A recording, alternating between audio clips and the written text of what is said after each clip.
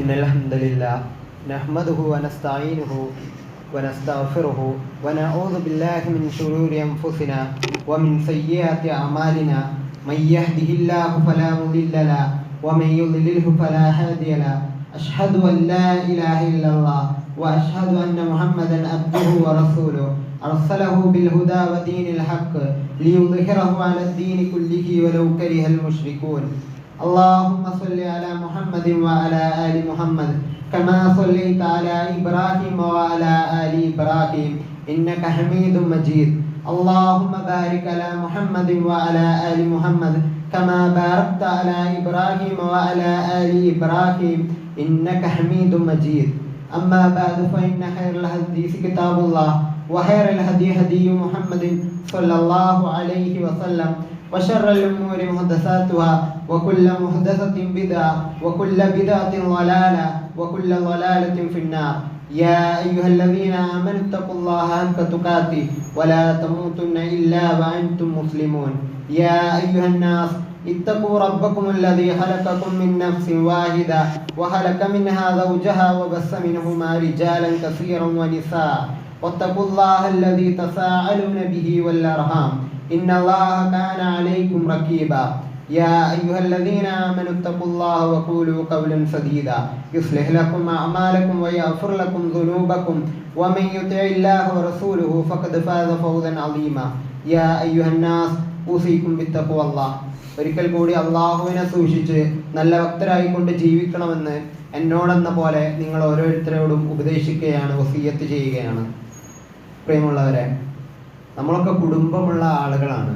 കൂടുമ്പോൾ ഇമ്പമുള്ളതാണ് കുടുംബം എന്നുള്ളതൊക്കെ നമ്മൾ ഓരോരുത്തർക്കും അറിയുന്നതാണ്.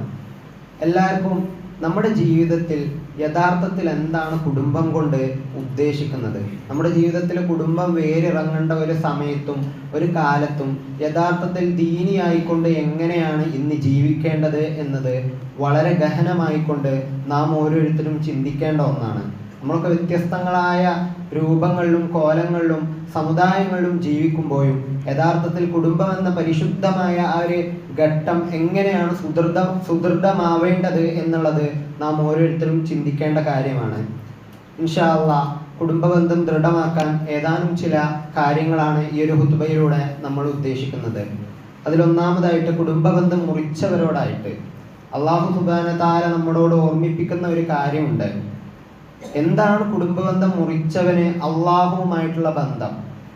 നാളെ പരലോകത്ത് വെച്ച് അള്ളാഹു ഒരിക്കൽ പോലും അവൻ്റെ മുഖം ദർശിക്കാൻ പോലും ആഗ്രഹിക്കാത്ത ഒരു മനുഷ്യനാണ് കുടുംബബന്ധം മുറിച്ചവൻ. പ്രവാചകൻ സല്ലല്ലാഹു അലൈഹി വസല്ലം മദീന പള്ളിയിൽ സുജൂദ് ചെയ്യുന്ന സ്ഥലം നോക്കി ഇസ്ലാമിൻ്റെ അങ്ങേയറ്റം ശത്രുത പുലർത്തുന്ന ഒരു അറാബി വന്ന് അവിടെ മൂത്രമൊഴിക്കുകയുണ്ടായി. സ്വഹാബികളൊക്കെ നോക്കുന്ന സമയത്ത് റസൂലുള്ളാഹിന്റെ മിഹ്റാബിന്റെ മുകളിൽ വന്നിട്ട് അദ്ദേഹം അവിടെ മൂത്രമൊഴിച്ചു. സ്വഹാബികൾ ചോദിച്ചു, അല്ലയോ പ്രവാചകരെ, റസൂലുള്ളാഹ് നിങ്ങളൊന്ന് അരുളുകയാണെങ്കിൽ അദ്ദേഹത്തിന്റെ തല ഞങ്ങൾ അറുക്കും. അത്രമാത്രം കോപഭരിതമായിക്കൊണ്ട് ആ സ്വഹാബത്ത് അങ്ങനെ പറഞ്ഞ ആ ഒരു സന്ദർഭത്തിൽ പ്രവാചകൻ സല്ലല്ലാഹു അലൈഹി വസല്ലം പറയുന്ന ഒരു കാര്യമുണ്ട്, ഒരിക്കലും പാടില്ല സ്വഹാബ, അങ്ങനെ ചെയ്തുകൂടാ. എന്നിട്ട് അദ്ദേഹം റസൂൽ സല്ലല്ലാഹു അലൈഹി വസല്ലം ആ അറാബിയെ സ്നേഹപൂർവ്വം അവിടെ നിന്ന് പറഞ്ഞയക്കുന്ന ഒരു ചരിത്രം നാം ഓരോരുത്തരും കേട്ടതാണ്. അതേ പ്രവാചകൻ സല്ലല്ലാഹു അലൈഹി വസല്ലമയാണ് മദീനത്തെ പള്ളിയിൽ വെച്ച് തന്നെ ഇറങ്ങിപ്പോടാ എന്ന് പറഞ്ഞ ഒരു സന്ദർഭം നമ്മളെല്ലാവരും കേട്ട് പഴകിയ ചരിത്രങ്ങളാണ്. കുടുംബബന്ധം മുറിച്ച ഒരു വ്യക്തിയോടാണ് പ്രവാചകൻ സല്ലല്ലാഹു അലൈഹി വസല്ലം അങ്ങനെ പറഞ്ഞത്. ആ കുടുംബം നന്നാക്കാത്ത കാലം അത്രയും അള്ളാഹു പടച്ചോനുമായിട്ടുള്ള ബന്ധം നിന്റെ ശരീരത്തിൽ ഒരിക്കലും അവശേഷിക്കുകയില്ല എന്ന് പറയുന്നത് പ്രവാചകനാണ്.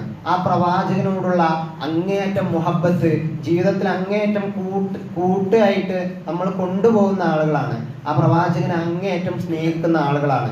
പിന്നെ എവിടെയാണ് നമ്മുടെ കുടുംബങ്ങളിൽ വൈകല്യങ്ങൾ സംഭവിച്ചുകൊണ്ടിരിക്കുന്നത്, നമ്മുടെ കുടുംബങ്ങളിൽ വൈകൃതങ്ങൾ സംഭവിച്ചുകൊണ്ടിരിക്കുന്നത് എവിടെയാണ്? പ്രിയരെ, നമ്മളൊക്കെ തോറ്റുപോകുന്ന പ്രധാന വിഷയം നമ്മുടെ ജീവിതത്തിൽ, ഒരു മനുഷ്യന്റെ ജീവിതത്തിൽ അവൻ ഏറ്റവും കൂടുതൽ തോൽവി സമ്മതിക്കേണ്ടി വരുന്ന ഒരു വിഷയമാണ് കുടുംബം എന്നുള്ളത്. ആ കുടുംബത്തിൽ മനുഷ്യന് സമാധാനപൂർവ്വം സന്തോഷപൂർവ്വം ജീവിക്കാൻ കഴിയുന്നുണ്ടോ? ദീനായിക്കൊണ്ട് ആ കുടുംബത്തിൽ അവന് നിലനിൽക്കാൻ കഴിയുന്നുണ്ടോ എന്നുള്ളതാണ് വളരെ പ്രസക്തമാകുന്ന ചോദ്യം. ഒരു മനുഷ്യന്റെ ജീവിതത്തിൽ താങ്ങായും തണലായും വേരായും നിലനിൽക്കേണ്ട കുടുംബം അവനെതിരാവുന്ന ഒരു ഘട്ടം നാളെ പരലോകത്ത് വെച്ച് വരാനുണ്ട്. നമ്മളെല്ലാവരും സ്നേഹപൂർവ്വം സന്തോഷപൂർവ്വം ജീവിക്കുന്ന ഈ ഒരു കാലഘട്ടത്ത് നാളെ പരലോകത്ത് വരുമ്പോൾ എൻ്റെ മക്കൾ എന്നോട് ചോദിക്കും, വാപ്പ നിങ്ങൾ അന്ന് എന്നെ വിട്ടില്ലല്ലോ, അതുകൊണ്ട് എനിക്ക് ദീന് കിട്ടിയില്ല. നമ്മുടെ ഭാര്യ നമ്മളോട് ചോദിക്കും, എൻ്റെ പ്രിയതമൻ എന്നെ ദീന് പഠിക്കാൻ എൻ്റെ കുടുംബത്തിൽ നിന്നും പറഞ്ഞയച്ചില്ല. ഭർത്താവ് ഭാര്യയോട് ചോദിക്കും, മക്കള് ഉമ്മമാരോട് ചോദിക്കും. ഇങ്ങനെ വ്യത്യസ്തങ്ങളായ ചോദ്യങ്ങളുമായി നാളെ പരലോകത്ത് കൂട്ടപ്പെടുന്ന ഒരു ഘട്ടം നമ്മളെല്ലാവരും മനസ്സിലാക്കേണ്ട ഒരു ഘട്ടമാണ്. പ്രിയരെ, കുടുംബം എന്ന് പറയുന്നത് ഇത്തരം മഹനീയമായ ഒരു സംഭവമാണ്. ആ സംഭവ വികാസം നമ്മളൊക്കെ അറിയാതെ പോവാണ്. നമ്മുടെ തിരക്കുകൾക്കിടയിൽ കുടുംബത്തിന് വേണ്ടി സമയം കണ്ടെത്താൻ നമ്മളാരും മുതിരുന്നില്ല. നാട്ടിലെ എല്ലാ മാന്യതയിലും എല്ലാ പരിപാടികളിലും നമ്മൾ മുന്നിലുണ്ടാവും. നോമ്പ് നോക്കാൻ നമ്മൾ മുന്നിലുണ്ടാവും. പള്ളിയിൽ നമസ്കാരത്തിന് മുന്നിലുണ്ടാവും. നാട്ടിലെ എല്ലാ രാഷ്ട്രീയ പരിപാടികൾക്കും എല്ലാ മേഖലകളിലും സാമൂഹികവും രാഷ്ട്രീയവും സാംസ്കാരികവുമായ എല്ലാ മേഖലകളിലും നമ്മൾ ഒന്നാമതായിട്ടുണ്ടാവും. പക്ഷെ കുടുംബത്തിന്റെ വിഷയത്തിൽ മാത്രം നമ്മൾ തോറ്റുപോവാണ്. ആ കുടുംബത്തിന് വേണ്ടി സമയം കണ്ടെത്താൻ നമ്മൾക്ക് സമയം കിട്ടുന്നില്ല എന്നുള്ളത് വളരെ സങ്കടാജനകമായിട്ട് നമ്മൾ തിരിച്ചറിയേണ്ട ഒരു കാര്യമാണ്. ആ കുടുംബത്തിന്റെ വേരറിയാതെ പോവുക എന്നുള്ളത് ദീനിൽ നിന്നും അവൻ പുറത്താക്കപ്പെടുന്ന ഒരു ഘട്ടമാണ്. ഞാൻ നേരത്തെ സൂചിപ്പിച്ചതുപോലെ അള്ളാഹുവും ആ മനുഷ്യനുമായിട്ടുള്ള ബന്ധം അറ്റുപോകുന്ന ഒരു വിഷയമാണ് കുടുംബം എന്ന് പറയുന്നത്.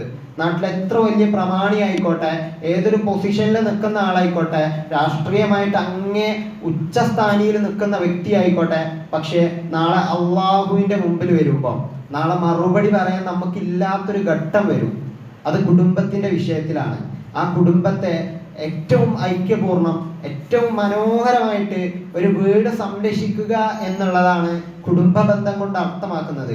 ഇസ്ലാമിക രീതിയിൽ എന്നും ഖുർആൻ ഓതുന്ന വീട്, ആ ഒരു വീട്ടിലെ മലക്കുകളുടെ സാന്നിധ്യം എല്ലാ നേരവും ഉണ്ടായിരിക്കും എന്നുള്ളതാണ്. പ്രവാചകൻ സല്ലല്ലാഹു അലൈഹി വസല്ലം നമ്മളെ പഠിപ്പിച്ചു തരുന്ന ഓരോ പ്രാർത്ഥനകളുണ്ട്. വീട്ടിലേക്ക് കയറുമ്പോൾ, വീട്ടിൽ നിന്ന് ഇറങ്ങുമ്പോൾ ഓരോ പ്രാർത്ഥനകൾ മനുഷ്യന്റെ നിത്യജീവിതവുമായി പഠിപ്പിച്ചു തരുമ്പോഴും അള്ളാഹുവേ, ഞാൻ ഇതെല്ലാം അർഹിച്ച് ഇസ്ലാം ആയിക്കൊണ്ട് ഒരു മുസ്ലിം ആയിക്കൊണ്ട് എനിക്ക് ജീവിക്കണം. നാളെ നിന്റെ പരലോകത്ത് വരുമ്പോൾ ഏറ്റവും നല്ല അടിമയായിക്കൊണ്ട് പ്രവാചകൻ സല്ലല്ലാഹു അലൈഹി വസല്ലമയുടെ വലത് കൈ പിടിച്ച് നാളെ സ്വർഗത്തിലേക്ക് പോകുന്നവരുടെ കൂട്ടത്തില് എനിക്കും റബ്ബേ നാളെ ആ പരലോകത്ത് സന്തോഷപൂർവമായിട്ട് ആ സ്വർഗം സ്വപ്നം കണ്ടിട്ട് നിന്റെ വജ്ഹ് ഉദ്ദേശിച്ചുകൊണ്ട് എനിക്കും നാളെ അവിടെ നിലനിൽക്കണം പടച്ചോനെ എന്നുള്ള അതിയായ ആഗ്രഹം ഉണ്ടെങ്കിൽ, അതിയായ സ്വപ്നം ഉണ്ടെങ്കിൽ, സത്യവിശ്വാസികളെ നമ്മൾ അങ്ങേയറ്റം ചിന്തിക്കേണ്ടതാണ് കുടുംബം ദീനീപരമായിട്ട് മാറുക എന്നുള്ളത്. ആ ദീന് നഷ്ടപ്പെടുന്ന ആ ഒരു നിമിഷമാണ് പ്രിയരെ നമ്മളൊക്കെ അങ്ങേയറ്റം സങ്കടപ്പെടാൻ പോകുന്നത്. നമ്മുടെ പ്രയാസങ്ങളും നമ്മുടെ രോഗങ്ങളും നമ്മുടെ കടബാധ്യതകളും എല്ലാം ഏറുമ്പോഴും നമ്മളിങ്ങനെ പറയും, ഞാൻ കുറേ അള്ളാഹുവിനോട് ചോദിച്ചു, അള്ളാഹിനോട് കുറേ സങ്കടം പറഞ്ഞു, അള്ളാഹുവേ നീ എന്താണ് എന്നെ സഹായിക്കാത്തത് എന്ന് പലതവണ ഞാൻ പറഞ്ഞു.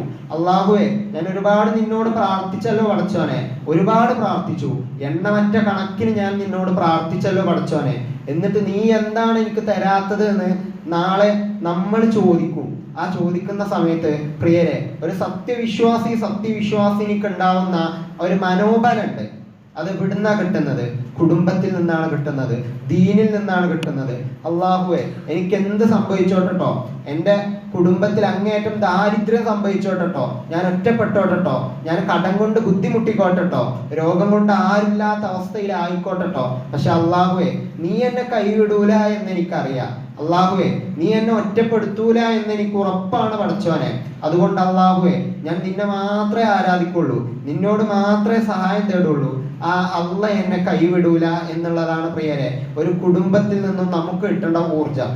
ആ കുടുംബത്തിൽ നിന്നും എനിക്കും നിങ്ങൾക്കും കിട്ടേണ്ട ഊർജം ഇതാണ്. ഹസ്ബി അല്ലാഹ്, ഹസ്ബുന അല്ലാഹു വ നിഅമൽ വക്കീൽ. എന്തൊക്കെ സംഭവിച്ചാലും അള്ളാഹുവേ നിന്നെ ഞാൻ വിട്ടുപോകൂലട്ടോ, അള്ളന്റെ കൂടെ ഉണ്ടിട്ടോ എന്നുള്ള ആ ഒരു വിശ്വാസം, ആ ഒരു ദൃഢമായ വിശ്വാസം, അത് ദീനിൽ നിന്നും കുടുംബത്തിൽ നിന്നും മാത്രമേ കിട്ടുള്ളൂ. അത് കിട്ടണം എന്നുണ്ടെങ്കിൽ കുടുംബത്തിലേക്ക് നമ്മൾ ഒരുമിച്ചിരിക്കണം, ആ കുടുംബവുമായി സംസാരിക്കണം. നമ്മൾ ജനിച്ചതിന് പിന്നില് എന്തിനാണ് അള്ളാഹു നമ്മളെ ജനിപ്പിച്ചതെന്ന് എപ്പോഴെങ്കിലും പ്രിയരെ നമ്മൾ ആലോചിച്ച് നോക്കിയിട്ടുണ്ടോ? അള്ളാഹു ഈ ഭൂമിയിലേക്ക് 2 കൈയും 2 കാലും 2 കണ്ണുകളും എല്ലാ അവയവങ്ങളും സന്തോഷങ്ങളും സമാധാനങ്ങളും ഒക്കെ തന്ന് വാപ്പാനും ഇമ്മാനും സഹോദരങ്ങളെയും കുടുംബത്തെയും ഒക്കെ തന്നുകൊണ്ട് നമ്മൾ ഈ ഭൂമിയിലേക്ക് സൃഷ്ടിച്ചത് എന്തിനാണ് എന്ന് പ്രിയരെ എപ്പോഴെങ്കിലും നമ്മൾ ആലോചിച്ച് നോക്കിയിട്ടുണ്ടോ? നമുക്കൊക്കെ വ്യത്യസ്തരായ ഉമ്മമാര് ഉപ്പമാര്.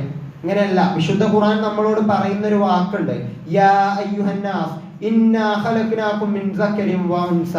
അള്ളാഹു നമ്മളെ എന്തിനു വേണ്ടിയിട്ടാണ് സൃഷ്ടിച്ചത്?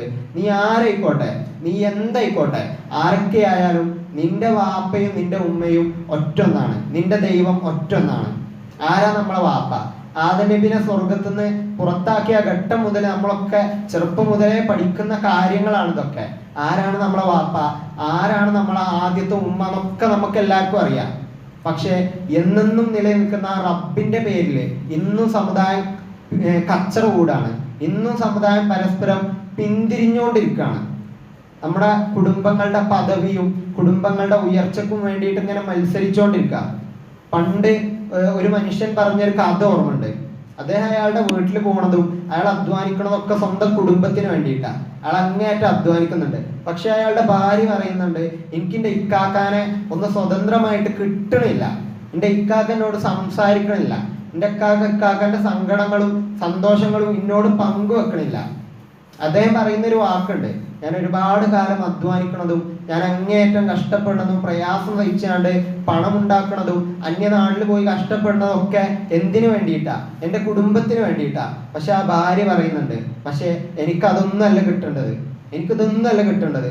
എനിക്ക് കിട്ടേണ്ടത് എൻ്റെ ഇക്കാക്കാൻ്റെ കൂടെയുള്ള സമാധാനമാണ്, സന്തോഷമാണ്. ഇതൊക്കെ നമ്മളെ ജീവിതത്തിലും ഉള്ളതാണ്. നമ്മളെ ഭാര്യമാരും നമ്മളെ വാപ്പമാരും നമ്മുടെ സഹോദരന്മാരൊക്കെ ചർച്ച ചെയ്യണത് ഇതാണ്. ഇന്ന് വിവാഹം വേണ്ട, കല്യാണം വേണ്ട, ഒന്നും വേണ്ട, ഇന്ന് ഫുൾ ഫ്രീഡം മതി എന്ന് പറഞ്ഞു നടക്കണ യുവതലമുറയിലെ ചെറുപ്പക്കാരോട് പറയാനുള്ളത് ഇതാണ്. കുടുംബം എന്ന് പറഞ്ഞത് ഒരിക്കലും ഒരു അനീതിയുടെ സ്വരമല്ല. കുടുംബം എന്ന് പറഞ്ഞത് ഒരിക്കലും ഒരു വേര് അറുക്കുക എന്നുള്ളതല്ല. വിശുദ്ധ ഖുർആൻ അതിന്റെ ശേഷം പറയുന്നൊരു വാക്കുണ്ട്, വജഅൽനാകും ശുഊബൻ വഖബാഇല ലിതഅറഫു. പിന്നെ എന്തിനാ അള്ളാഹു നമ്മെ സൃഷ്ടിച്ചത്? വ്യത്യസ്ത ഗോത്രങ്ങളും കുടുംബങ്ങളൊക്കെ ആയിട്ട് അള്ളാഹു നമ്മെ ഒരൊറ്റ വേരിൽ നിന്നിങ്ങനെ മാറ്റി. നമ്മുടെ സഹോദരങ്ങള്, നമ്മുടെ കൂടെ ഇരിക്കുന്ന ആളുകള് വേറൊരു സമുദായത്തിൽ വേറൊരു കുടുംബത്തിന്റെ പേരിലാണ് അറിയപ്പെടുന്നത്. എന്തിനാണ് അള്ളാഹു വ്യത്യസ്ത കബീലകളായിക്കൊണ്ടും വ്യത്യസ്ത ഗോത്രങ്ങളായിക്കൊണ്ടും വ്യത്യസ്ത കുടുംബങ്ങളായിക്കൊണ്ടും കുടുംബ പേരുകളായിക്കൊണ്ടും ഇങ്ങനെ മാറ്റിയത് എന്ന് ചോദിക്കുമ്പോൾ എന്തിനാണ് പ്രിയരാമൊന്ന് ആലോചിച്ച് നോക്കുക. നമ്മൾ തമ്മിലൊരു ഐക്യം ഉണ്ടാവുക. ഇന്ന് പല നാടുകളിലും നമ്മൾ അന്യ നാടുകളിലൊക്കെ പരസ്പരം അങ്ങോട്ടും ഇങ്ങോട്ടും വലിയ യുദ്ധങ്ങൾ നടക്കുക. എന്തിന്റെ പേരില? കബീലകളുടെ പേരിൽ, ഗോത്രങ്ങളുടെ പേരിൽ, സമുദായത്തിന്റെ പേരിൽ, അവന് മുസ്ലിം ആയതിന്റെ പേരിൽ, അവൻ മറ്റൊരു ജാതി ആയതിന്റെ പേരിൽ അവൻ കഷ്ടപ്പെടുന്നത് അത്രമാത്രം അവന്റെ കണ്ണീര് പോലും ഈ ഭൂമിയിലേക്ക് കുറ്റാൻ പാടില്ല എന്ന് പറഞ്ഞു നടക്കുന്ന ഒരുപാട് സമുദായങ്ങൾക്കിടയിലാണ് ഞാനും നിങ്ങളും താമസിക്കുന്നത്. നമ്മൾ ആലോചിച്ചൊക്കെ നമ്മളെ കുടുംബം ഒരു കാലഘട്ടത്ത് മറ്റൊരാൾ വന്നിട്ട് നമ്മളോട് പറയുന്ന ഒരു ഘട്ടം ആലോചിച്ച് നോക്കി. പ്രിയരെ, നിങ്ങൾ ഇവിടുന്ന് മാറി നിൽക്കിട്ടോ, നിങ്ങളെ കുടുംബം ഈ ഒരു സമുദായത്തിന് വേണ്ടാത്തതാണ് കേട്ടോ നമ്മുടെ മുന്നിൽ വന്ന ആളുകൾ പറയുന്ന ഒരു ഘട്ടം ആലോചിച്ച് നോക്കി. ഇതൊന്നും നടക്കണ സംഭവങ്ങളാണ്. നമ്മൾ പണ്ട് കാലത്ത് കേരളത്തിന്റെ ചരിത്രങ്ങളൊക്കെ പഠിക്കുമ്പോൾ ഇങ്ങനെ തൊട്ടുകൂടായ്മകളും ഒരുപാട് കാര്യങ്ങൾ നമ്മൾ പഠിച്ചിട്ടുണ്ട്. പക്ഷേ ഇന്നും പല നാടുകളിലും ഇതൊക്കെ അനുഭവിക്കാണ്. എന്താ അവർ ചെയ്ത കുറ്റം? ഞാൻ മുസ്ലിമായി പോയി, കറുത്തവനായിപ്പോയി, കുറച്ച് നിറം കുറഞ്ഞു പോയി, ഞാൻ കുറച്ച് ഹൈറ്റ് കുറഞ്ഞു പോയി, കുറച്ച് തടിച്ചു പോയി. ഇതൊക്കെ നേരിട്ട് കൊണ്ടിരിക്കുന്ന ഒരുപാട് പ്രയാസങ്ങൾ അനുഭവിച്ചു കൊണ്ടിരിക്കുന്ന ആളുകളുണ്ട്. അവരും ആഗ്രഹിക്കുന്നത് എന്താണ്? ഞാൻ മുസ്ലിം ആയതിൻ്റെ പേരിൽ എനിക്ക് നല്ലൊരു കുടുംബത്തിൽ ജീവിക്കണം. ആ കുടുംബം എങ്ങനെയാണ് കിട്ടുന്നത്? കൂടുമ്പോൾ ഇമ്പമുള്ളതാണ് കുടുംബം എന്ന് പറഞ്ഞു. ആ കുടുംബം എങ്ങനെയാണ് ഒരു സാധാരണക്കാരൻ്റെ ജീവിതത്തിൽ വരുന്നത്? അവൻ്റെ ശമ്പളം എല്ലാം ഒരുക്കൂട്ടി, ഒരു മാസം ഫുള്ള് ഒരുക്കൂട്ടി വെച്ച ശമ്പളം ചിലപ്പം പാവപ്പെട്ടവനാണെങ്കിൽ 2000-4000 രൂപയിൽ താഴെയൊക്കെ ഇന്നും ജീവിക്കുന്ന ആളുകളുണ്ട്. മാസ വരുമാനമായിട്ട് ചില്ലറകളായിട്ട് ജീവിക്കുന്ന ആളുകൾ ഇന്നുണ്ട്. പക്ഷെ അവർ പറയുന്ന വാക്കുകൾ, ഞാൻ ഇന്നും സന്തോഷപൂർവ്വമാണ് ജീവിക്കുന്നത് എന്ന് പറഞ്ഞ് നടക്കുന്ന ആളുകൾ നമ്മളിടയിലുണ്ട്. പക്ഷെ നമ്മളെന്താ പറയാ? മാസം ഞാൻ ലക്ഷങ്ങൾ ഉണ്ടാക്കണേ, കോടികൾ ഉണ്ടാക്കണേ, പക്ഷെ എനിക്ക് സമാധാനം കിട്ടണില്ല. ഇത് പറയുന്നത് നമ്മുടെ സമുദായത്തിലെ ആളുകളാണ്. എന്തിനാണത് പറയണതെന്ന് ചോദിക്കുമ്പോൾ അവരൊരുപാട് ഉദ്യോഗങ്ങളും ഒരുപാട് സർട്ടിഫിക്കറ്റുകളും ഒരുപാട് പഠനങ്ങളൊക്കെ ചെയ്തുകൊണ്ടിരിക്കുന്ന ആളുകൾ ഇങ്ങനെ എനിക്ക് സമാധാനം കിട്ടുന്നില്ല, ഞാൻ അവളെ കല്യാണം കഴിച്ച അന്ന് മുതൽ ഞാൻ അനുഭവിക്കുകയാണ്, ഭാര്യ തിരിച്ചു പറയുന്നത് ഞാൻ അയാളെ കല്യാണം കഴിച്ച അന്ന് മുതൽ ഞാൻ അനുഭവിക്കുകയാണ്, ഞാൻ എൻ്റെ വീട്ടിലേക്ക് തിരിച്ചു പോരുകയാണ് എന്ന് പറയുന്നത് നമ്മുടെ ഇടയിൽ നിന്ന് ഇങ്ങനെ വ്യാപിച്ചുകൊണ്ടിരിക്കുക. ദീനുൽ ഇസ്ലാമിനെ കുറിച്ച് പഠിക്കണം. ഇസ്ലാം അതെങ്ങനെ ഇന്ന് വലിയ തീവ്രവാദമൊക്കെ ഇങ്ങനെ പ്രചരിച്ചുകൊണ്ടിരിക്കുകയാണല്ലോ. ദീനുൽ ഇസ്ലാമിനെ കുറിച്ച് പഠിക്കണം. ആ ഇസ്ലാമിൽ എന്താണ് വിവാഹത്തെക്കുറിച്ചും എന്താണ് പവിത്രമായ കുടുംബത്തെക്കുറിച്ചും പറയുന്നത് എന്ന് നമ്മൾ അന്വേഷിക്കണം. അവിടെയാണ് പ്രിയരെ ആ ആയത്തിന്റെ അവസാനം, ഇന്ന അക്രമക്കും ഇൻദല്ലാഹി അത്ഖാക്കും, ഈ കൂട്ടത്തിൽ അള്ളാഹ്ക്ക് ഏറ്റവും ഇഷ്ടം, ഇങ്ങനെ ജീവിക്കുന്ന ആളുകളിൽ അള്ളാഹ്ക്ക് ഏറ്റവും ഇഷ്ടം കുടുംബത്തിൽ മര്യാദയും മാന്യതയും കാണിക്കുന്ന ആളെയാണ്. കുടുംബത്തിൽ വാപ്പ വരുമ്പം ആ വീട്ടിലുള്ള കുട്ടികളെല്ലാവരും സന്തോഷപൂർവ്വം എൻ്റെ വാപ്പ വന്നു, ഇനി എനിക്ക് ഈ വീട്ടിൽ ഏറ്റവും കൂടുതൽ സമാധാനം കിട്ടും എന്ന് പറയുന്ന ഒരു ഘട്ടം. ഭാര്യ കാത്തിരിക്കുകയാണ്, ഭർത്താവ് വരികയാണ്, ഭർത്താവ് വൈകുന്നേരം വീട്ടിലേക്ക് വരാനിരിക്കുകയാണ്, ഭാര്യ കാത്തിരിക്കുക, എൻ്റെ ഭർത്താവുമായിട്ട് സല്ലപിക്കാൻ ഞാൻ ആഗ്രഹിക്കുകയാണ്. ഇതാണ് വീട്. ആ വീട്ടിലെല്ലാവരും കൂടി ഇരിക്കുമ്പം അവിടെ കൂടി ഇരുന്ന് തീന്മേശയ്ക്ക് ചുറ്റും ഭക്ഷണം കഴിക്കുമ്പോൾ വരെ സന്തോഷം പ്രകടിപ്പിക്കാനും അവരുടെ ഇടയിലെ സംസാരങ്ങളും ദീനിനെ കുറിച്ച് അല്പസമയം മാറ്റിവെക്കലും ഇതൊക്കെയാണ് കുടുംബം എന്ന് പറയുന്നത്. നമ്മളൊക്കെ ഇങ്ങനെ കരുതും, ഒരു പരിധി വരെ നമ്മൾ കരുതും നമ്മളെ ജീവിതത്തിലൊക്കെ ദീനിനെ കൊണ്ടുവന്നാൽ അത് വല്ലാത്ത ബുദ്ധിമുട്ടായി ഫീൽ ചെയ്യുന്നത് നമ്മൾ കരുതും. നമ്മളെ കുട്ടികളൊക്കെ പോണത് ആ ഒരു വഴിയിലൂടെയാണ്. വീട്ടിൽ നിന്ന് ഇങ്ങനെ പറഞ്ഞു കൊടുക്കുകയാണ്, എടാ ഇജ്ജ് സ്കൂളിൽ പോയിക്കോട്ടോ, കോളേജിൽ പോയിക്കോ, പക്ഷെ ആ ഒരു പ്രോഗ്രാമിന് ആ ഒരു പരിപാടിക്ക് ദീനിന്റെ പരിപാടിക്ക് നീ പോകണ്ടട്ടോ, നീ സ്കൂളിൽ പോയിട്ട് നല്ല രൂപത്തെ പഠിക്കട്ടോ. ഇത് പറയുന്നത് വാപ്പമാരാ, ഇത് പറയുന്നത് ഉമ്മമാരാ. എന്നിട്ട് ആ മക്കൾ എങ്ങനെയാ നന്നാവുക? നേരെ മറിച്ച് മോനെ നിന്റെ സമയത്തിൽ എത്ര ബുദ്ധിമുട്ടും എത്ര പ്രയാസം ഉണ്ടെങ്കിലും നീ ദീനിന് വേണ്ടി അല്പസമയം മാറ്റി വെക്കിട്ടോ എന്ന് പറയണം. ദീനിന് വേണ്ടി സമയം കണ്ടെത്താൻ നമ്മൾ തയ്യാറാവണം. ഞാൻ പറഞ്ഞു വരുന്നത്, ഒരു മനുഷ്യൻ അയാളുടെ 5 വക്ത നമസ്കാരത്തിൽ, അയാൾ ആത്മാർത്ഥമായിട്ട് നമസ്കരിക്കുന്ന 5 വക്ത നമസ്കാരത്തിൽ അറിയാതെ ഒരു വക്ത് അയാൾക്ക് നഷ്ടപ്പെട്ടു പോയി.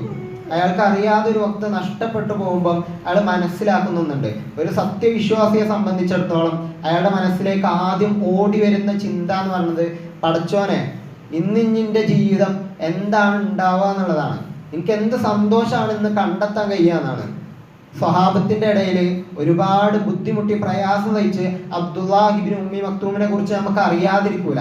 2 കണ്ണും കാണാത്ത അന്ധൻ. അദ്ദേഹം പ്രവാചകന്റെ അടുത്ത് വന്ന് ചോദിക്കുന്ന ഒരു ചോദ്യമുണ്ട്, പ്രവാചകനെ എൻ്റെ വീട് ഒരുപാട് ദൂരെയാണ്, ഞാൻ പോരുന്ന വഴികളൊക്കെ ഒരുപാട് കഷ്ടമാണ്, എനിക്ക് 2 കണ്ണും കാണൂല, ഞാൻ ബാങ്ക് കൊടുക്കുന്നത് കേൾക്കലില്ല പ്രവാചകരെ, ഞാൻ എന്താണ് ചെയ്യുക?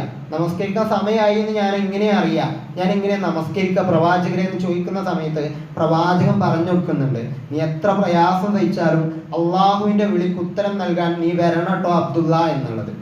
ആ അബ്ദുല്ലാഹ് ഇബ്നു ഉമ്മി മക്തൂം നമസ്കരിക്കാൻ കറക്റ്റ് സമയത്ത് കൃത്യസമയത്ത് 1ാമത്തെ സൊഫിൽ നിൽക്കുന്നുണ്ടെങ്കിൽ അദ്ദേഹത്തിന് കിട്ടിയ ദീൻ എവിടുന്നാണ് പ്രിയരെ? സ്വഹാബത്തിന് കിട്ടിയ ദീൻ എവിടുന്നാണ്? പ്രവാചകൻ പറഞ്ഞു കൊടുത്ത ദീന് ഇന്ന് നഷ്ടപ്പെട്ടുകൊണ്ടിരിക്കുക. പ്രവാചകൻ ഇങ്ങനെ അധിക്ഷേപിച്ചുകൊണ്ടിരിക്കുക. മുഹമ്മദ് നബി സല്ലല്ലാഹു അലൈഹി വസല്ലം എന്നുള്ളത് തെരുവുകളിൽ ആഘോഷാക്കിക്കൊണ്ടിരിക്കുക. ആ പ്രവാചകനെതിരെ സംസാരിച്ചുകൊണ്ടിരിക്കുക. കുടുംബങ്ങളിലേക്ക് ഇറങ്ങണം, കുടുംബങ്ങളുടെ വേരുകളിലേക്ക് ഇറങ്ങണം, പ്രവാചകനെ കുറിച്ച് സംസാരിക്കണം. മദ്രസകളിൽ നിന്ന് പഠിച്ചതല്ല പ്രവാചകനിൽ ഒതുങ്ങുന്നത്. ആ പ്രവാചകനെ കുറിച്ച് കുട്ടികൾക്ക് പറഞ്ഞു കൊടുക്കണം. ആ സ്വഹാബത്തിന്റെ ത്യാഗത്തെക്കുറിച്ച് കുടുംബത്തിൽ ചർച്ച ചെയ്യണം. അങ്ങനെ ഉണ്ടാവുമ്പോഴേ അള്ളാഹുവിനെ കുറിച്ച് ഒരു ഭയഭക്തി ഉണ്ടാവുള്ളൂ. വീടുകളിൽ അള്ളാഹുവിനെ കുറിച്ചൊരു ഭയം ഉണ്ടാവുള്ളൂ. ഞാൻ തെറ്റിലേക്ക് പോകുമ്പം പടച്ചോനെ ഞാൻ ചെയ്യണത് തെറ്റാണ് കേട്ടോ എന്നുള്ളത് എൻ്റെ മനസ്സിലേക്ക് വരുള്ളൂ. അങ്ങനെ മനസ്സിലേക്ക് വരണമെന്നുണ്ടെങ്കിൽ നമ്മുടെ ഈമാൻ വർദ്ധിക്കണം. ആ ഈമാൻ വർദ്ധിക്കണമെന്നുണ്ടെങ്കിൽ അള്ളാഹുവെ അങ്ങേയറ്റം സ്നേഹിക്കണം, പ്രവാചകനെ അങ്ങേയറ്റം സ്നേഹിക്കണം. നമുക്കറിയാം സ്വഹാബത്തിൽ ചില ആളുകൾ പ്രവാചകന് ഒളു എടുക്കുന്ന സമയത്ത് പ്രവാചകന്റെ താടിരോമങ്ങളിലൂടെ ഒലിച്ചിറങ്ങുന്ന വെള്ളം കൊണ്ട് ഒളു എടുത്തിരുന്ന ആളുകളുണ്ട്. പ്രവാചകൻ ഇങ്ങനെ പോകുന്ന സമയത്ത്, ചുടു മണൽക്കാടുകളിലൂടെ ഇങ്ങനെ പോകുന്ന സമയത്ത്, മരുഭൂമിയിലൂടെ അങ്ങനെ നടക്കുന്ന സമയത്ത് പ്രവാചകന്റെ നീയല് ചവിട്ടിയിട്ട് നടന്ന സ്വഹാബത്തുണ്ടായിരുന്നു. അത്രമാത്രം പ്രവാചകനെ സ്നേഹിച്ച്, പ്രവാചകനെ സ്നേഹിക്കുക എന്നുള്ളതിലപ്പുറം ദീനിനെ അങ്ങേയറ്റം മുറുകെ പിടിച്ച് ദീൻ എന്നിൽ നിന്നും പറിച്ചു മാറ്റാൻ കഴിയൂലട്ടോ എന്ന് പറയുന്ന സ്വഹാബത്തിന്റെ ചരിത്രങ്ങൾ ഞാൻ നിങ്ങളും ഒരുപാട് കേട്ടതാണ്. അമ്മാർ റളിയല്ലാഹു അൻഹുവിനൊക്കെ മണലാരണ്യങ്ങളിലൂടെ അങ്ങനെ വലിച്ചു കൊണ്ടുവന്ന് അവരുടെ ശരീരങ്ങളിലൂടെ അങ്ങേയറ്റം ക്രൂരതകളും കഷ്ടതകളും വരുത്തുന്ന ആ ഒരു ചരിത്രങ്ങളൊക്കെ നമ്മൾ കേട്ടതാണ്. ഇത് നമ്മൾ പഴങ്കഥകളായിട്ട് വിടാനുള്ള കാര്യങ്ങളല്ല. നമുക്ക് കേവലം കുറേ വർഷങ്ങൾക്ക് മുൻപ് 1400 വർഷങ്ങൾക്ക് മുൻപ് ഒരു കഥയായിക്കൊണ്ട് എൻ്റെ മനസ്സിൽ ഒതുങ്ങേണ്ട കാര്യമല്ല. ഈ പ്രവാചകനെ പോലെ ജീവിക്കണം. പ്രവാചകൻ ഒരിക്കൽ പോലും നിങ്ങൾ ഇതുപോലെ ചെയ്യണം കേട്ടോ എന്ന് പറഞ്ഞിട്ടില്ല. ഞാൻ ചെയ്തതുപോലെ ചെയ്യണം കേട്ടോ എന്നാണ് പറഞ്ഞത്. നിങ്ങൾ ഇതുപോലെ ചെയ്യണമെന്ന് പറയുന്നതിൻ്റെ പകരം ഞാൻ എങ്ങനെയാണോ നിങ്ങൾക്ക് കാണിച്ചു തന്നത് അതുപോലെ നിങ്ങൾ ജീവിക്കണം കേട്ടോ എന്നാണ്. അത്രമാത്രം പ്രവാചകന്റെ അവസാന കാലഘട്ടം പ്രവാചകന് കണ്ണീരൊലിപ്പിച്ച് പറയുന്ന ഒരു കാര്യമുണ്ട്. ആയിഷ റളിയല്ലാഹു അൻഹു ചെന്നിട്ട് പ്രവാചകനോട് ചോദിക്കുന്നുണ്ട്, അള്ളാഹുവിന്റെ ദൂതരെ, നിങ്ങൾ എന്തിനാണ് ഇത്രയും കഷ്ടപ്പെട്ടുകൊണ്ട് പ്രാർത്ഥിച്ച് നിങ്ങളെ പ്രതിഫലം കൂട്ടണം? നിങ്ങൾക്ക് അള്ളാഹു സ്വർഗം വാഗ്ദാനം ചെയ്തതല്ലേ പ്രവാചകരെ? നിങ്ങളായിരിക്കും ഒന്നാമതായിട്ട് സ്വർഗത്തിൽ ഉണ്ടാവുക. പിന്നെ എന്തിനാണ് നിങ്ങൾ ഇത്ര കണ്ണീരൊലിപ്പിക്കണത് എന്ന് ചോദിക്കുമ്പോൾ പ്രവാചകൻ പറയുന്ന ഒരു വാക്കുണ്ട്, ഞാൻ എൻ്റെ സമുദായത്തിന് കൂടി വേണ്ടിയിട്ട് പ്രാർത്ഥിക്കുക. നമ്മൾ നേരിട്ട് കാണാത്ത പ്രവാചകൻ നമുക്ക് വേണ്ടി കൂടി പ്രാർത്ഥിക്കണുണ്ട്. അത്രമാത്രം സമുദായത്തെ ഇഷ്ടപ്പെടുന്ന പ്രവാചകൻ. ആ പ്രവാചകനെ നമ്മുടെ മനസ്സുകൾ മറന്നുകൊണ്ടിരിക്കുകയാണ്. നമ്മുടെ മനസ്സിൽ നിന്നൊക്കെ അങ്ങനെ പറിച്ചു മാറ്റപ്പെടുകയാണ്. ഇത് പറയണത് ഈ എലക്ഷന്റെ കാലഘട്ടത്തിൽ പോലും പ്രചരിക്കുന്ന ചില വാർത്തകളുണ്ട്. പ്രവാചകനെ അധിക്ഷേപിക്കുന്ന വാർത്തകളുണ്ട്. പ്രവാചകൻ എങ്ങനെ അധിക്ഷേപിച്ച് ഇസ്ലാമിനെ അധിക്ഷേപിക്കുന്ന വാർത്തകൾ ഈ കാലഘട്ടത്തും ഈ ഒരു സമുദായത്തിലും ഈ ഒരു സമയത്തും നടക്കുന്നുണ്ട്. അത് കേൾക്കുമ്പോഴും കാണുമ്പോഴും നമ്മൾ ആനന്ദിക്കാണ്. ഒരു പക്ഷേ ഇത് ശരിയായിരിക്കില്ലേ? അറിവില്ലാത്തതിൻ്റെ പേരിൽ ഇന്നും കുടുംബങ്ങളിൽ കഷ്ടപ്പെടുന്ന അനേകായിരം ആളുകളുണ്ട്. പ്രവാചകനെ കുറിച്ച് ഞാൻ ഇതുവരെ കേട്ടിട്ടില്ല. ഞാൻ മുസ്ലിമാണ്, പ്രവാചകൻ എനിക്ക് അറിയില്ല. ഇതുകൊണ്ട് പ്രവാചകനെതിരാവുന്ന ആളുകളുണ്ട്. ഇത് പറയേണ്ടത് നമ്മളാണ്. ഇത് പറയേണ്ടത് ഞാനും നിങ്ങളുമാണ്. ദീന് പറയാൻ മടി കാണിക്കരുത്. കുടുംബങ്ങളിൽ ദീന് പ്രചരിപ്പിക്കണം. കുടുംബം എല്ലാവരും ഒരുമിച്ചിരിക്കുന്ന സദസ്സുകളിൽ ഓനോട് തെറ്റുമോ അല്ലെങ്കിൽ ഓളിനോട് തെറ്റുമോ എന്നുള്ള ആ ഒരു ചിന്ത മാറ്റി വെച്ചിട്ട് ഞാൻ പറഞ്ഞിട്ടില്ലെങ്കിൽ അവർ തമ്മിലുള്ള തെറ്റുകൊണ്ട് അവർ നരകത്ത് പോകും. രണ്ടാളുകൾ തമ്മിൽ 18 വർഷമായിട്ട് തെറ്റി നിൽക്കുക. സഹോദരങ്ങളാണ്, ഒരു ജ്യേഷ്ഠനും അനിയനുമാണ്. 18 വർഷമായിട്ട് അവർ മിണ്ടിയിട്ടില്ല. 18 വർഷമായിട്ട് അവർ പിണക്കത്തിലാണ്. അവരുടെ സംസാരങ്ങളിൽ എന്നോ വന്ന ചെറിയൊരു പിണക്കം, വർഷങ്ങൾക്ക് മുമ്പുണ്ടായ ഒരു പിണക്കത്തിന്റെ പേരിൽ അവരിന്നും തെറ്റി നിൽക്കുക. അവരുടെ ഇടയിൽ അവർ മാറാണ്ടായ ഒരു കാരണം എന്ന് പറയുന്നത് അള്ളാഹു നിങ്ങളുടെ മുഖം പോലും കാണാൻ ആഗ്രഹിക്കൂല കേട്ടോ എന്നുള്ള വിശുദ്ധ ഖുർആന്റെ ആയത്താണ്. നമ്മൾ പോതി വെച്ച ആയത്താണ്. ആ രണ്ട് സഹോദരങ്ങളെ ചിന്തിപ്പിച്ചത് ഈ ഒരൊറ്റ ആയത്താ. യാ അയ്യുഹന്നാസ് ഇന്നാ ഖലഖനാകും മിൻ സക്കരിൻ വ ഉൻസ വജഅൽനാകും ശുഊബൻ വ ഖബായില ലിതആറഫു ഇന്ന അക്രമകും ഇൻദല്ലാഹി അത്ഖാകും. ഇത് പ്രിയരെ നമ്മളും ചിന്തിക്കേണ്ട വിഷയമാണ്. നമ്മൾ ആലോചിച്ച് നോക്കുക, നമ്മുടെ സഹോദരങ്ങൾക്കിടയിൽ അല്ലെങ്കിൽ നമ്മുടെ പ്രിയപ്പെട്ട ആളുകൾക്കിടയിൽ ചെറിയൊരു പിണക്കുണ്ടെങ്കിൽ, ചെറിയൊരു തെറ്റുണ്ടെങ്കിൽ, ചെറിയൊരു തെറ്റിന്റെ പേരിൽ കാലങ്ങളോളം തെറ്റി നിന്ന ആളുകളുണ്ട്. നമുക്കറിയാം, വർഷങ്ങൾക്ക് മുമ്പ് സ്വഹാബത്തിന്റെ ചരിത്രങ്ങളിൽ 2 കബീലകൾ തമ്മിൽ ഒരു ഒട്ടകം അപ്പുറത്തെ സ്ഥലത്ത് പോയിട്ട് കബീലയുടെ ഭാഗത്ത് പോയിട്ട് അറിയാതെ കുറച്ച് പുല്ല് തിന്നതാണ്. അതിൻ്റെ പേരിൽ വർഷങ്ങളോളം യുദ്ധങ്ങൾ നടന്നിട്ടുണ്ട്. ഇത് പറയുന്നത് അങ്ങോട്ടും ഇങ്ങോട്ടുള്ള ഗോത്രങ്ങളും അവരുടെ ജാതികളും അവരുടെ മതങ്ങളൊക്കെ തമ്മിലുള്ള തെറ്റിപ്പിരിയലുകളാണ്. നമ്മൾ ആലോചിച്ച് നോക്കി, നമുക്ക് ഇതിൻ്റെ ഒന്നും ആവശ്യമല്ല. നമ്മുടെ കുടുംബങ്ങളിൽ സമാധാനപൂർവ്വം ജീവിക്കേണ്ട അനേകായിരം ലക്ഷക്കണക്കിന് മനുഷ്യർ നമ്മുടെ ഓരോരുത്തരുടെ വീടുകളിലുണ്ട്. ദീന് പഠിക്കാനും ഇസ്ലാമിനെ പഠിക്കാനും തയ്യാറാവുന്ന ആയിരക്കണക്കിന് ആളുകളുണ്ട്. അവരുടെ ഇടയിൽ നമ്മളൊന്ന് തെറ്റി നിന്നതിൻ്റെ പേരിൽ അവരെത്രമാത്രം സങ്കടപ്പെടുന്നുണ്ടാവും എന്ന് ആലോചിച്ച് നോക്കുക. നമ്മൾ വീട്ടിൽ നിന്ന് അറിയാതെ ഭാര്യയോട് പിണക്കം പറഞ്ഞതാവും. എന്നോട് ഞാൻ മുണ്ടൂല, എന്നെ ത്വലാക്ക് ചെയ്യാണെന്ന് അറിയാതെ പറഞ്ഞതാവും. ആ ഒരു വാക്ക് ആ ഒരു മനുഷ്യന്റെ ഹൃദയത്തിൽ എത്രമാത്രം തറച്ചിട്ടുണ്ടാവും എന്ന് ആലോചിച്ച് നോക്കുക. ഉമർ റളിയല്ലാഹു അൻഹു പറയുന്ന ഒരു വാക്കുണ്ട്, ഉമറിന്റെ വാളിനേക്കാൾ മൂർച്ചയാണ് ഉമറിന്റെ നാവിന് എന്നുള്ളത്. ഒരു മനുഷ്യനെ വാളുകൊണ്ട് ഒരു മനുഷ്യനെ ആക്രമിക്കാൻ കഴിയും, പക്ഷെ ആ അക്രമം അതോടുകൂടി തീർന്നു. പക്ഷെ ഒരു മനുഷ്യൻ നാവ് കൊണ്ട് ഉപയോഗിക്കുന്ന അക്രമം എന്ന് പറഞ്ഞാൽ എത്ര കൊല്ലം കഴിഞ്ഞാലും ചിലപ്പോൾ മാഞ്ഞോളണമെന്നില്ല. ചെറുപ്പത്തിൽ അറിയാതെ തല്ല് കൂടിയതിൻ്റെ പേരിലാവും. ഇന്നും തെറ്റി നടക്കുന്ന ഒരുപാട് ആളുകളുണ്ട്. സ്വന്തം മൂത്താപ്പയും അമ്മോനും തെറ്റി നിൽക്കുന്ന വീടുകൾ ഇന്നും ഉണ്ട്. സ്വന്തം ഭാര്യയും അപ്പുറത്തെ വീട്ടിലെ ഭാര്യയും തെറ്റി നിൽക്കുന്നത് ആളുകളുണ്ട്. സ്വന്തം സഹോദരിയും അവളുടെ ജ്യേഷ്ഠത്തെയും തെറ്റി നിൽക്കുന്നതുണ്ട്. സ്വന്തം വാപ്പി മോനും മുണ്ടിയിട്ട് വർഷങ്ങളായത് നമ്മളെ നാട്ടിലൊക്കെ ഉണ്ട്. വാപ്പി മക്കളൊക്കെ മുണ്ടിയിട്ട് വർഷങ്ങളായി എന്നുള്ളത് പറയുമ്പം നമ്മൾ ആലോചിച്ച് നോക്കുക, ഇവിടേക്ക് ഈമാൻ കുറഞ്ഞുകൊണ്ടേ ഇരിക്കുകയാണ്. കാലത്തിനനുസരിച്ച് ഈമാൻ ഇങ്ങനെ നഷ്ടപ്പെട്ടുകൊണ്ടേ ഇരിക്കുകയാണ്. ഇവിടെ എങ്ങനെയാണ് നമുക്ക് നല്ല മുസ്ലിമായിട്ട് ജീവിക്കാൻ കഴിയുക? ഈ ഒരു കാലത്തും ദീനിനെ മുറുകെ പിടിച്ച് എങ്ങനെയാണ് നമുക്ക് നല്ലൊരു മുത്തക്കയായിട്ട് മുഅ്മിനായിട്ട് നല്ലൊരു മനുഷ്യനായിട്ട് നമുക്ക് എങ്ങനെ ജീവിക്കാൻ കഴിയുക? നമ്മുടെ വീടുകളിൽ സമാധാനം സ്നേഹം കിട്ടണം എന്നുണ്ടെങ്കിൽ എങ്ങനെയാണ് നമുക്ക് ജീവിക്കാൻ കഴിയുക? അള്ളാഹു നമുക്ക് പറഞ്ഞു തരുന്ന മനോഹരമായിട്ടുള്ളൊരു വാക്കുണ്ട്. എന്താണ് ആ വാക്ക്? നിങ്ങളുടെ ജീവിതത്തിൽ എന്തൊക്കെ സംഭവിച്ചാലും ഞാനുണ്ട് ട്ടോ എന്നുള്ളത്. ആ ഒരു വാക്യം നമ്മുടെ ഹൃദയങ്ങളിൽ തറച്ചു കഴിയുന്ന നിമിഷം മുതൽ നമുക്ക് എന്ത് സംഭവിച്ചാലും, നമ്മൾ ആരൊക്കെ തളർത്തിയാലും നമ്മൾ തകരൂല. നമ്മുടെ വീട്ടുമുറ്റത്ത് വന്ന് ആരൊക്കെ എന്തൊക്കെ പറഞ്ഞാലും പറഞ്ഞു പരത്തിയാലും നമ്മൾ തകരൂല. ഇത് പറയുന്ന പ്രവാചകൻ സല്ലല്ലാഹു അലൈഹി വസല്ലമയുടെ കാലത്ത് പ്രവാചകനെ കുറിച്ച് എന്തൊക്കെ വാചകങ്ങൾ പറഞ്ഞിട്ടുണ്ട്. നമ്മളൊന്ന് ആലോചിച്ച് നോക്കി. പ്രവാചകന് കള്ളനാണ്, കളവ് പറയുന്ന ആളാണ്, കസ്സാബാണ്. മുഹമ്മദ് നബി സല്ലല്ലാഹു അലൈഹി വസല്ലം അതുവരെ ആ നാട്ടിലെ ഏറ്റവും നല്ല മാന്യനായ വ്യക്തി. പ്രവാചകന് പകർത്തി കൊടുത്തിരുന്ന ഒരുപാട് നാമങ്ങളുണ്ട്. അതൊക്കെ ഒരു പെട്ടെന്നൊരു നിമിഷത്തിൽ മാറ്റി വെക്കപ്പെടാണ്. പ്രവാചകൻ കള്ളനാണ്, പ്രവാചകൻ മജീഷ്യനാണ്, പ്രവാചകന് എവിടുന്നൊക്കെയോ കിട്ടിയ വാചകങ്ങളൊക്കെ കൂട്ടി തുന്നി എന്തൊക്കെയോ പറഞ്ഞ് പരത്താണെന്ന് പറഞ്ഞിരുന്ന ആ സമുദായമാണ് പ്രിയപ്പെട്ടവരെ. പിന്നീട് അള്ളാഹുവിൻ്റെ റസൂലാണ്. ഈ വരുന്നത് അള്ളാഹുവിൻ്റെ റസൂലാണ് കേട്ടോ. മുഹമ്മദ് നബി സല്ലല്ലാഹു അലൈഹി വസല്ലം കളവ് പറയില്ല കേട്ടോ എന്ന് മക്കാ വിജയത്തിൻ്റെ വേളയിൽ പറഞ്ഞത്. ആ മക്കാ വിജയത്തിൻ്റെ വേളയിൽ പ്രവാചകന് അങ്ങേയറ്റം ഇഷ്ടമുണ്ടായിരുന്ന റളിയല്ലാഹുവിന്റെ കരൾ കടിച്ചു തുപ്പിയ രംഗമൊക്കെ നമ്മളൊക്കെ എത്രയോ തവണ കേട്ട് പരിചയപ്പെട്ടതാണ്. ആ സമയത്ത് പോലും ഹിന്ദിനോട് വരെ പ്രവാചകന് ക്ഷമിച്ചു എന്നാണ്. അത്രമാത്രം വേദന ഉണ്ടായിട്ടും പ്രവാചകന് ക്ഷമിക്കാനേ തയ്യാറായത്. ഞാൻ പറഞ്ഞു വരുന്നത്, നമ്മളെ വീട്ടിൽ ഈ പറഞ്ഞ പോലെ വർഷങ്ങളായിട്ട് തെറ്റി നിൽക്കുന്ന ആളുകൾ ഉണ്ടാവും. ഒന്ന് കൈ കൊടുത്ത് ഒന്ന് ചേർത്ത് പിടിച്ചാൽ തീരുന്ന വിഷയങ്ങളെ നമ്മുടെ വീടുകളിലൊക്കെ ഉള്ളൂ.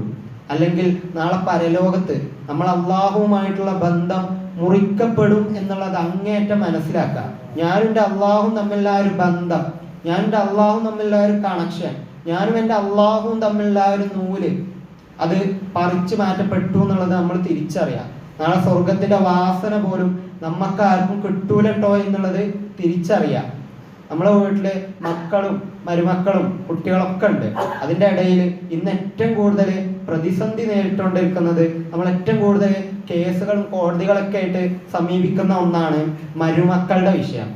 അല്ലെ? നമ്മളെ ഉമ്മമാരും മരുമക്കളും തമ്മിൽ എപ്പോഴും തല്ലാണ്. വേറെ വീട്ടിൽ നിന്ന് വന്ന ഓളെന്തിനാണ് ഞാൻ പറയുന്നത് പോലെയല്ലേ ജീവിക്കേണ്ടത്?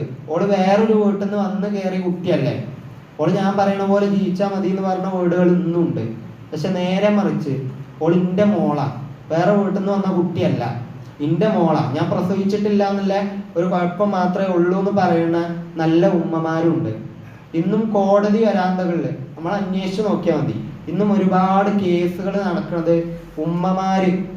ഉമ്മമാരൊന്ന് കയർത്തതിന്റെ പേരിൽ മോള് സ്വന്തം ഭർത്താവിനെ ഒഴിവാക്കി പോയി, സ്വന്തം ഭർത്താവിനെയും ഉമ്മനെയും തലക്കടിച്ച് കൊന്നു.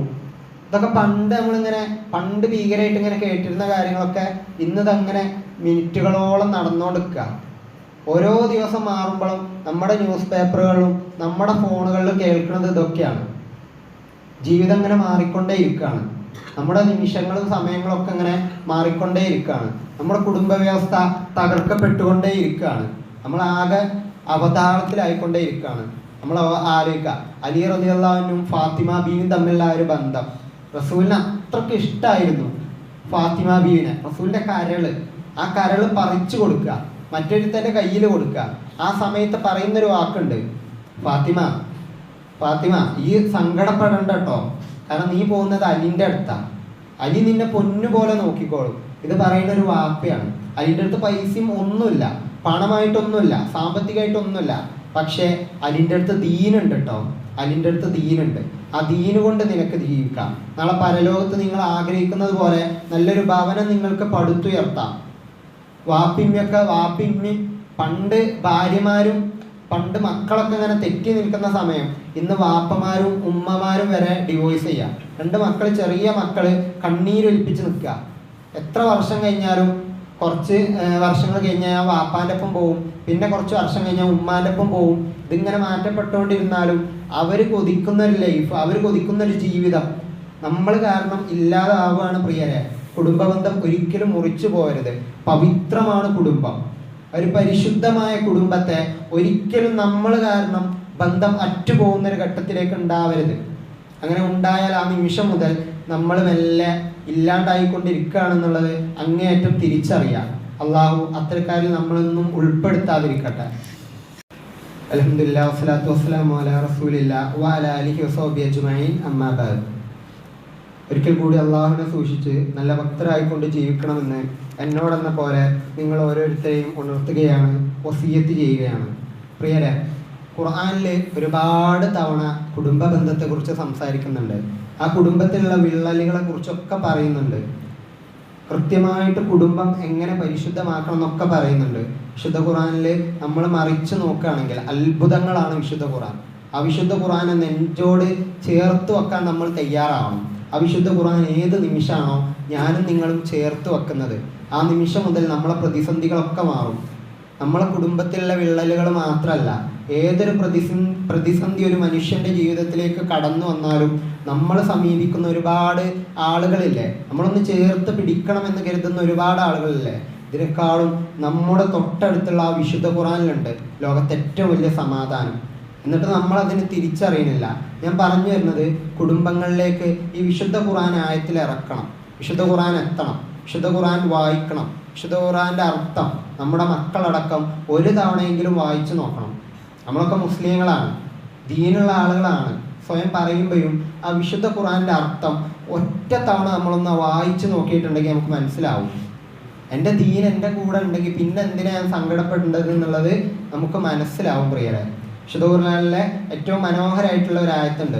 ഇന്നൽ മുസ്ലിമീന വൽ മുസ്ലിമാത്തി വൽ മുഅ്മിനീന വൽ മുഅ്മിനാത്തി വൽ കാനിതീന വൽ കാനിതാത്തി വസ്വാദിഖീന വസ്വാദിഖാത്തി വസ്വാബിരീന വസ്വാബിറാത്തി വൽ ഖാശിഈന വൽ ഖാശിയാത്തി വൽ മുതസദ്ദിഖീന വൽ മുതസദ്ദിഖാത്തി വസ്സായിമീന വസ്സായിമാത്തി വൽ ഹാഫിളീന ഫുറൂജഹും വൽ ഹാഫിളാത്തി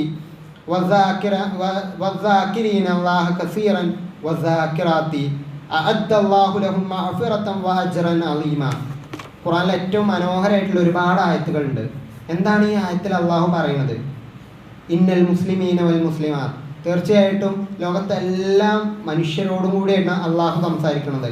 അള്ളാഹുവിന് കീഴ്പ്പെട്ടവരായ മുസ്ലിങ്ങളെ, അള്ളാഹുവിന് കീഴ്പ്പെട്ടവരായിട്ടുള്ള ആണുങ്ങളെ, പെണ്ണുങ്ങളെ, സ്ത്രീകളെ, നിങ്ങളെല്ലാവരെയും കുറിച്ചാണ് അള്ളാഹു നിങ്ങളോട് സംസാരിക്കുന്നത്. വൽ മുഅ്മിനീന വൽ മുഅ്മിനാത്ത്. അവർ മുഅ്മിനീങ്ങളായ ആണുങ്ങളാണ്, മുഅ്മിനീങ്ങളായ സ്ത്രീകളാണ്. വൽ കാനിതീന വൽ കാനിതാത്ത്. അവരുടെ ജീവിതത്തിൽ ഭയഭക്തിയുള്ള ആളുകളാണ്. ഏതൊരു ഘട്ടത്തിലും അള്ളാഹു എന്നെ കണ്ടിട്ടോ എന്നുള്ള ഒരു ചിന്തയുള്ള ആളുകളാണ്. വസ്വാദിഖീന വസ്വാദിഖാത്ത്. അവർ ജീവിതത്തിലുടനീളം സത്യസന്ധന്മാരായിരിക്കും. ആരോടും കളവ് പറയേണ്ട അവസ്ഥകൾ ഇല്ലാത്ത ആളുകളായിരിക്കും. കളവ് പറഞ്ഞാൽ അതിനെക്കുറിച്ച് അത് തിരുത്താനുള്ള അവസരങ്ങൾ കണ്ടെത്തുന്ന ആളുകളായിരിക്കും. വസ്വാബിരീന വസ്വാബിറാത്ത്. അവർ അങ്ങേയറ്റം ക്ഷമാശീലരായിരിക്കും. എൻ്റെ ജീവിതത്തിൽ പ്രതിസന്ധികൾ ഉണ്ടായാലും ഞാനത് ക്ഷമ കൊണ്ട് നേരിടും. മറ്റൊരാൾക്ക് മുറിവുണ്ടാക്കുന്ന ഒരു വാക്കും ഞാൻ എൻ്റെ ജീവിതത്തിൽ ഉണ്ടാക്കൂല. വൽ ഖാശിഈന വൽ ഖാശിയാത്ത്. അവർ അങ്ങേയറ്റം വിനീതന്മാരായിരിക്കും. അള്ളാഹുവിലേക്ക് വിനീതമായി മടങ്ങുന്ന ആളുകളായിരിക്കും. വൽ മുതസദ്ദിഖീന വൽ മുതസദ്ദിഖാത്ത്. അവർ ദാനം ചെയ്യുന്ന ആളുകളായിരിക്കും. ദീനിനു വേണ്ടിയിട്ട് ദാനം ചെയ്യുന്ന ആളുകളായിരിക്കും. പാവപ്പെട്ട ഒരു മനുഷ്യൻ മുന്നിലോട്ട് വരുമ്പം എൻ്റെ പോക്കറ്റിൽ ഞാൻ ഒരുക്കൂട്ടി വെച്ച പൈസ അതിൻ്റെത് മാത്രമാണെന്ന് പറഞ്ഞു നിൽക്കാതെ ആ പാവപ്പെട്ടവന് വേണ്ടി കൂടിയാണ് എൻ്റെ ജീവിതത്തിലെ ആ പൈസ കൂടി തിരിച്ചറിയുന്ന ആളുകളാവും. ഒരാൾ നമ്മുടെ മുന്നിലേക്ക് സങ്കടം പറഞ്ഞു വരുമ്പോൾ ഞാൻ ഉണ്ടിട്ടോ കൂടെ എന്ന് പറഞ്ഞ് ചേർത്ത് പിടിക്കുന്ന ദാനശീലന്മാരായിരിക്കും. അത് സ്വഭാവം കൊണ്ടും അവരങ്ങനെ തന്നെ ആയിരിക്കും. വസ്വായിമീന വസ്വായിമാത്ത്. അവർ നോമ്പ് അനുഷ്ഠിക്കുന്ന ആളുകളായിരിക്കും. കേവലം മുസ്ലിം എന്നുള്ള പേരിൽ നാമധാരി കൊണ്ട് മാത്രം നോമ്പ് അനുഷ്ഠിച്ച് ജീവിതത്തെ തള്ളി നീക്കുന്ന ആളുകളാവൂല. അവരുടെ നോമ്പുകളിലൊക്കെ അവർ അള്ളാഹുവുമായിട്ട് അടുത്ത് കഴിഞ്ഞ ആളുകളായിരിക്കും. വൽ ഹാഫിളീന ഫുറൂജഹും വൽ ഹാഫിളാത്തി. അതായത് അവരവരുടെ ഗുഹ്യാവയവങ്ങളെ സംരക്ഷിക്കുന്ന ആളുകളും സൂക്ഷിക്കുന്ന ആളുകളുമായിരിക്കും.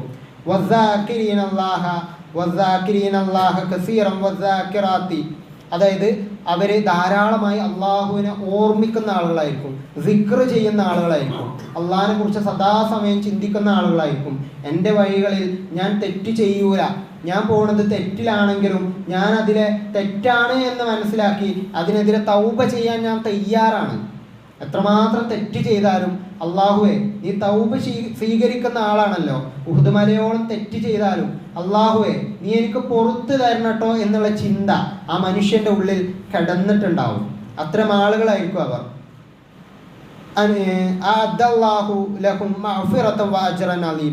അവർ തീർച്ചയായിട്ടും പാപമോചനവും പ്രതിഫലവും അവർക്കായിട്ട് അള്ളാഹു നാളെ സ്വർഗത്തിൽ ഒരുക്കി വെച്ചിട്ടുണ്ടാവും.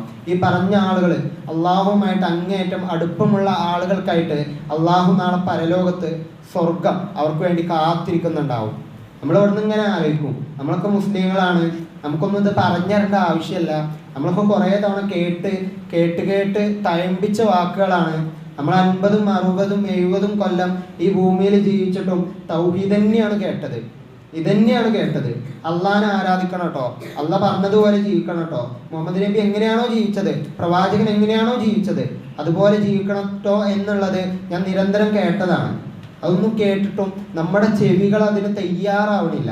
നമ്മൾ കേട്ടുകേൾവിയായിട്ട് അതിനെ വിടുകയാണ്, നമ്മൾ കേട്ടുകേൾവിയായിട്ട് അതിനെ മറക്കുകയാണ്.